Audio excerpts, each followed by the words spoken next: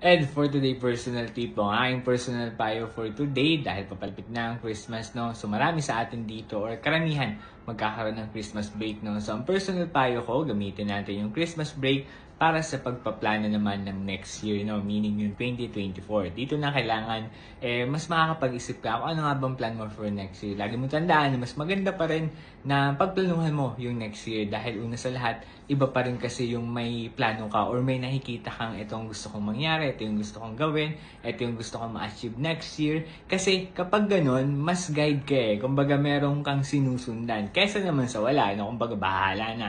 Walang mangyayari sa'yo. Lagi na lang mangyayari kung ano yung nangyari sa'yo ngayong taon, mangyayari ulit yan next year kapag hindi ka nagplano ngayong taon. Kaya ang pinapayo ko ay gamitin mo tong Christmas break, New Year break, no? Bago mag New Year, para planuhin naman yung next year mo, no? Maglista ka ng plano mo for next year, ayusin mo, pag-isipan mo kung anong mga gusto mo ma-accomplish next year, gamitin mo itong time na to. And syempre, gamitin mo rin yung time na to para din syempre makasama yung family mo, no? Okay? Yun lang yung personal payo ko ngayong araw. Kung nagustuhan mo tong video na to at sa tingin mo makakatulong sa'yo, baka pwedeng pakilike and share naman. Kung hindi ka pa-follow na FB page ko na Ed for Today, baka pwedeng pakifollow. Pwede mo rin pala akong follow sa TikTok at isubscribe sa YouTube. Yun lamang. Salamat!